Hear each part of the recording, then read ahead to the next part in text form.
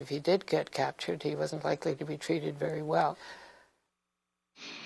By 1944, almost 1 million Canadian women were in the industrial workforce. They became part of an economic revolution. What had been, before the war, a largely agrarian economy was suddenly the 4th largest producer of armaments in the Allied world. Something else would then become apparent as well. The status of Canadian women would have to change in the workplace and the home. Well, when I signed up with John Ingalls, they put me on a 2-week course. And when they put me into the department, I had to be taught how to do this by the men. There was about 15 men in this department, and no one would teach me. That went on for about 2 or 3 days, but eventually one chap volunteered, and so I sat with him to see what he was doing. The plant operated on the assumption that if you applied for a job, you knew how to do it. So, although that was the official assumption, nobody there, I think, or at least a very large number of people, didn't know anything about what they were supposed to be doing. The job I eventually got working, drilling holes in Bombay doors, I was drilling holes for the rivets to go through. As long as you could handle a drill reasonably well, it wasn't difficult to learn.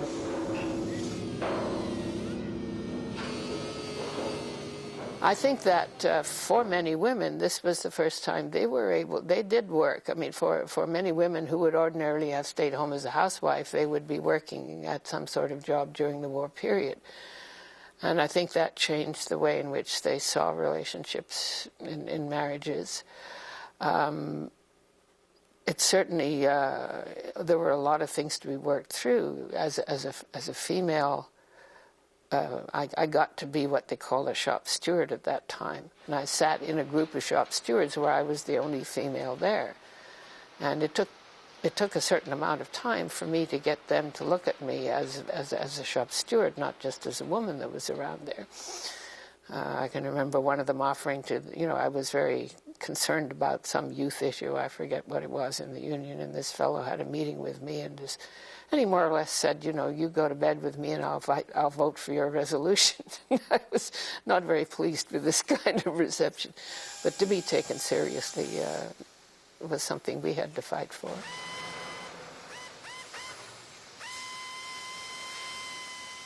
Canada's new productivity turned out every month 1,000 armored vehicles, 15,000 military trucks. Only 1/3 of all this manufacture was for the Canadian forces. The rest was destined for Britain, Russia, and the other allies.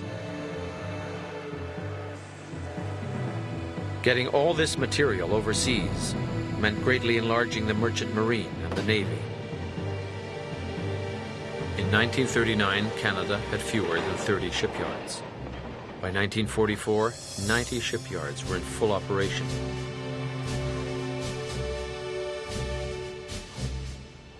When war broke out, Canada had only 38 merchant ships. By war's end, almost 400 more had been launched to join the convoys crisscrossing the Atlantic, some of them heading for the USSR, along a route whose hardships became legendary, the Murmansk Rhine. The convoys had to skirt along the coast of Nazi-occupied Norway, within striking distance of Luftwaffe torpedo bombers.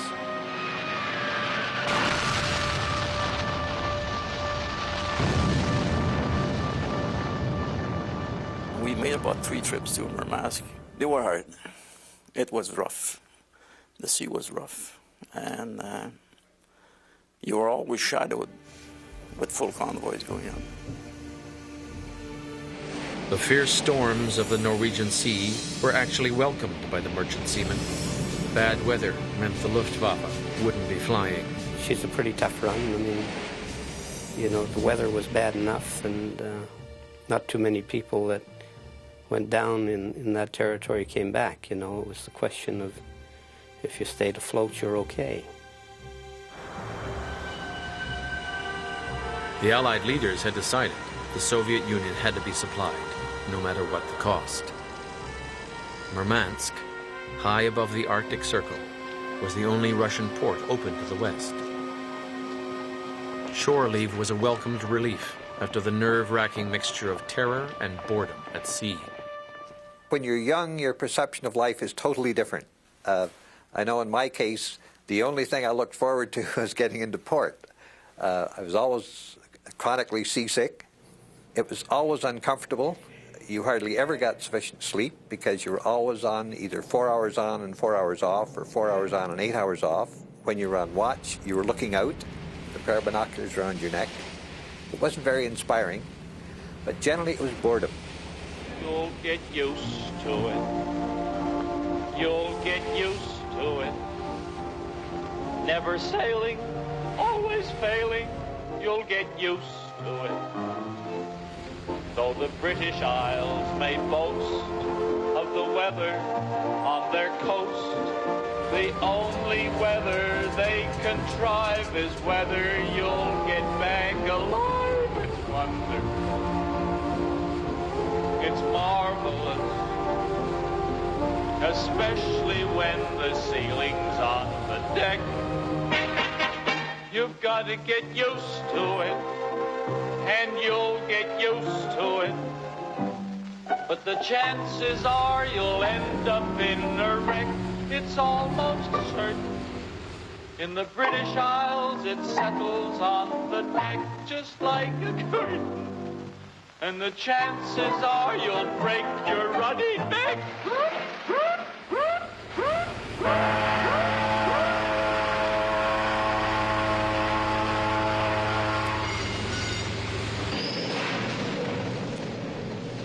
Mind you, the merchant seamen, when a ship was torpedoed, invariably a large number of them were killed and a large number of them were wounded.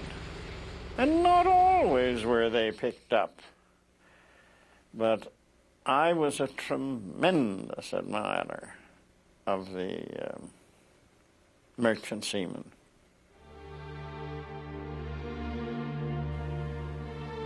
This whole idea of picking up survivors was a ticklish question.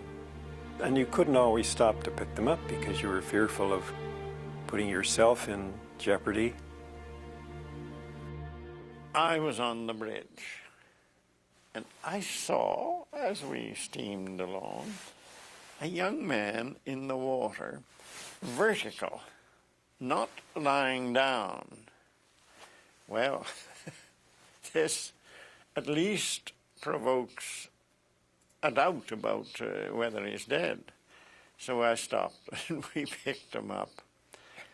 He had absolutely no identification of any kind whatsoever on him. I could have shot the blighter. He was already dead, but that's all right. And now I picked him up. But I threw him back into the water, obviously. Well, I gave him a funeral. We didn't do badly. We were 5 ships in a row. And when it came time to bury him, I asked the 4 others to close in with me and half-mast their ensigns. It was a moving. It was more moving than I want to remember even. It really was. But I don't know who he was. There was no way I could tell his family or anything. They never knew what happened to this boy. I knew, but I didn't know who he was. Oh, hell, but that's war.